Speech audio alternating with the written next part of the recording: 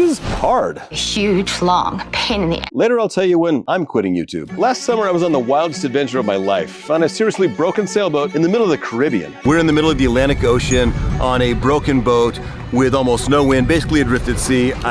I hope we make it. But I couldn't fully enjoy the adventure. There was constant pressure to film and somehow try to find time to edit. And when sailing, there isn't really downtime. Something always needs to be done, and with a jacked up boat, that was triple true. Getting internet at sea was another nightmare altogether. Later I'm going to tell you about something that helped a lot with that. Every video you see on screen from a YouTuber is the culmination of a lot of work and a lot of sacrifice, so try to go easy in the comments when watching other YouTubers. By the way, that's a portable hot tub I made so we can take it with us when we travel and stuff. It's made out of a horse trough. For years, I've usually worked 7 days a week on my YouTube channels. No weekends, no breaks, no time to just take a breath. When I had a job in Hollywood, sure, I had someone tell me what to do, but I could go home and have every night and weekend to myself. Now, that's just kind of a fantasy. Oh, and I've taken a ton of risks. On my travel channel, I lost money every single month, and I'm not talking about small amounts. In fact, full disclosure, since starting my travel channel 3.5 years ago with nearly 21 million total views, I made a grand total of, $15,000 in AdSense. So all I felt all the time was stress. People would watch my videos, especially when we were sailing, and leave really mean, ignorant comments about rich people complaining about their broken boat and telling us we were idiots while living what they perceived to be a life of luxury. Well, it wasn't my boat. It was a genuinely traumatic experience, and I'm not rich or retired. I was just a stressed out YouTuber in his 50s trying to make it with a travel channel competing against this.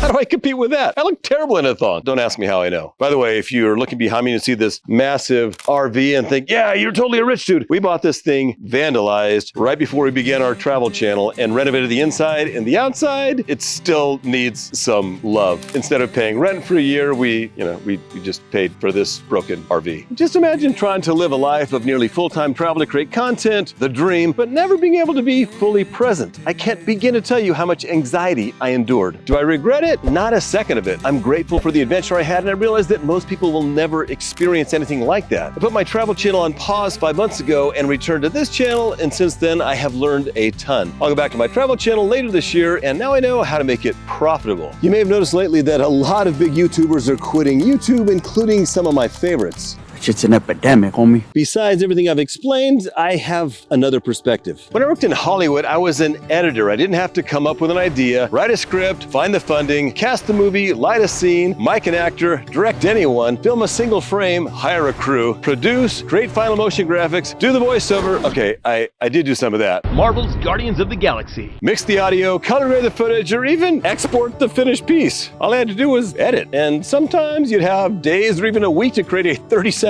commercial. Then I'd have the weekend. YouTubers, we have to do everything, and it's a lot. We have to do it fast. By the way, we live stream our backyard 24/7 over on Forest Untethered on YouTube. So you can watch turkeys, squirrels, deer, raccoons, and sometimes even a bear from this camera right there.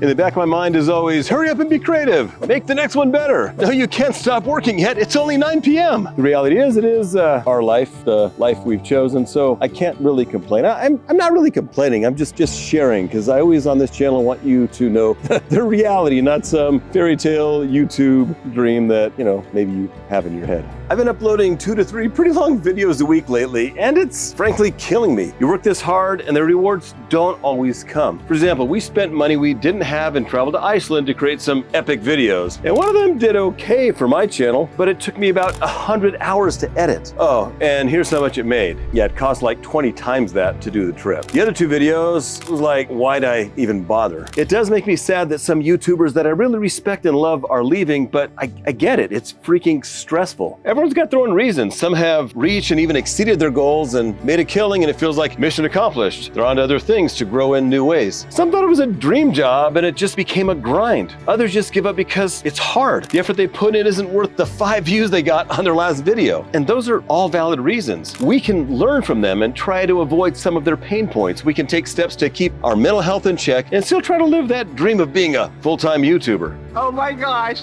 never ever have I ever. Obviously, we should pace ourselves and shoot for some of that elusive balance, whatever that is. The other major thing we can do is learn how to delegate, which has been my biggest flaw pretty much my entire life. By the way, if you want to see what this RV looked like before and get a full tour of the inside, you can check that out on our travel channel, Life Untethered. Oh my gosh, it's a miracle. The sun is out.